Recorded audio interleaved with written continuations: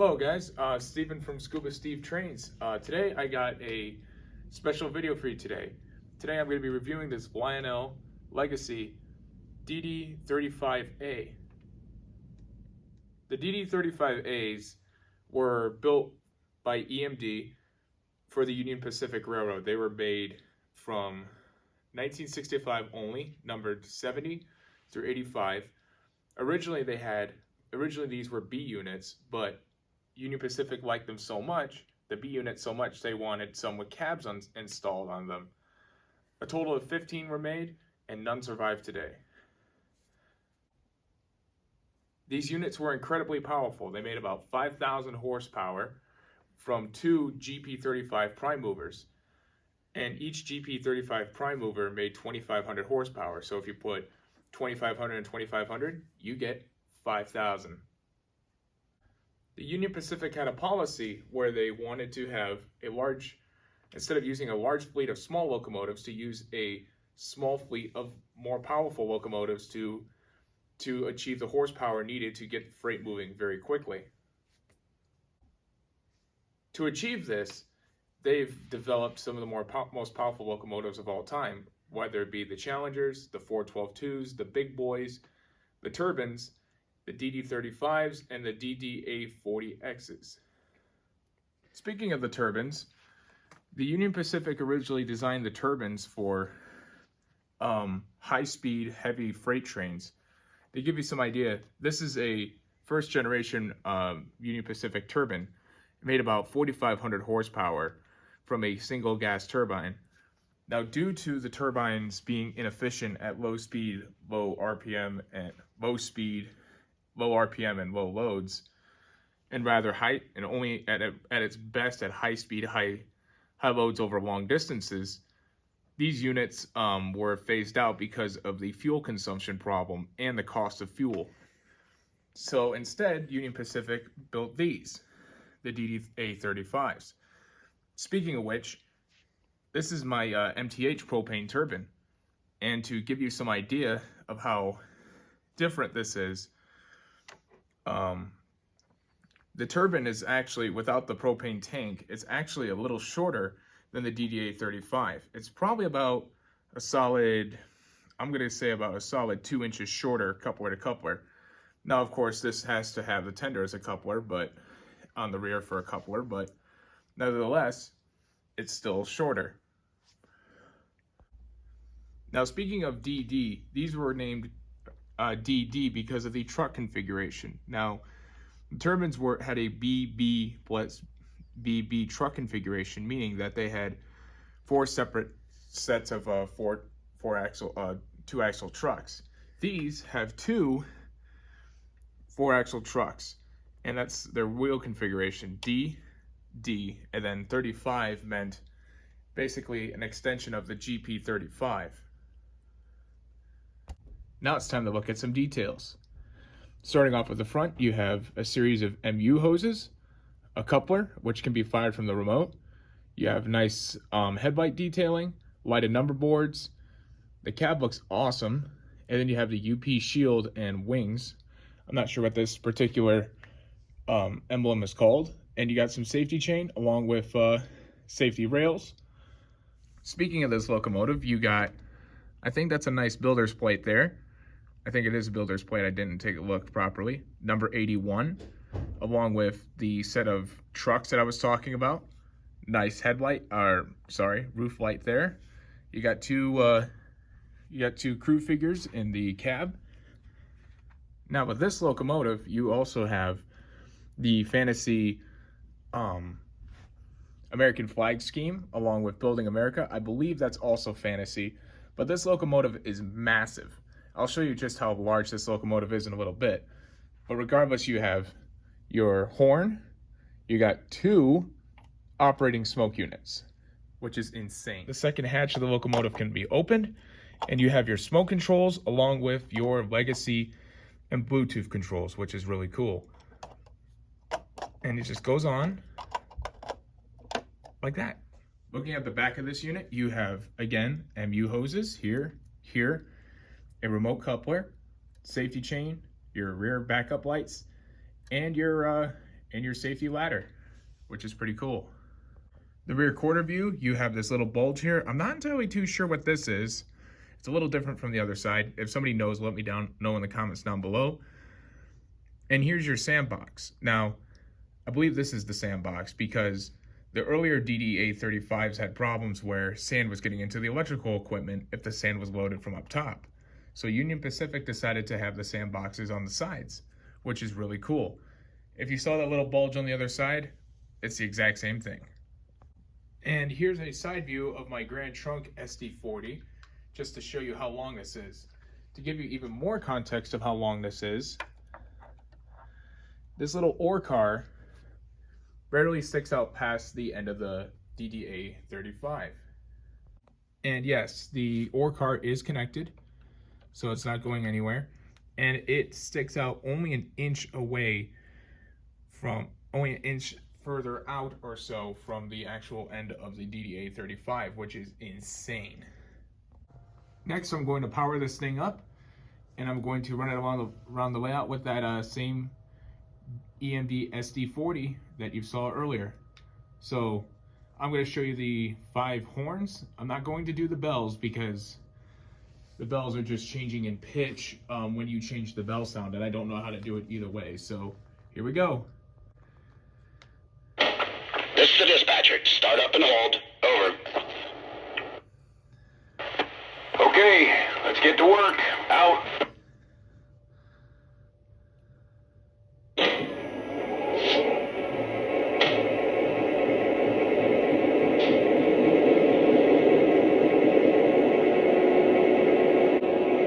Alright, so I'm going to show you the 5 horns, or let you listen to them rather. So here's the default horn.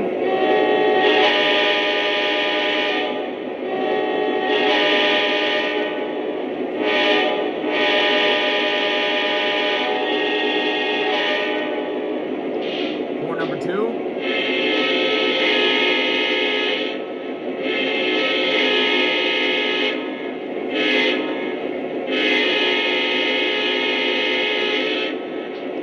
Horn number 3.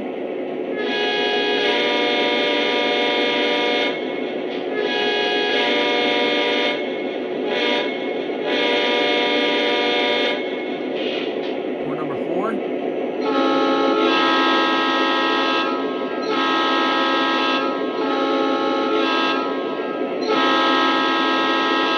I like that one. I might use that one. That one's cool.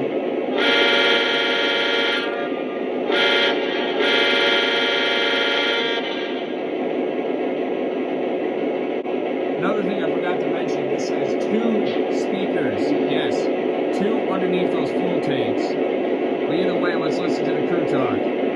Dispatcher, error is made. Brake test complete. Are we clear to pull? Over. Hold your position. Out.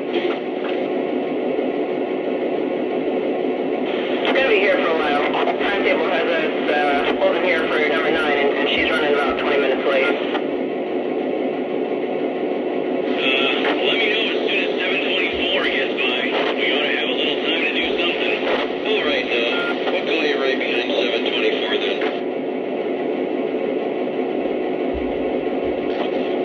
Dispatcher, am I cleared to the outbound? Over. You're cleared outbound. Dispatcher out. Alright, let's roll this thing out.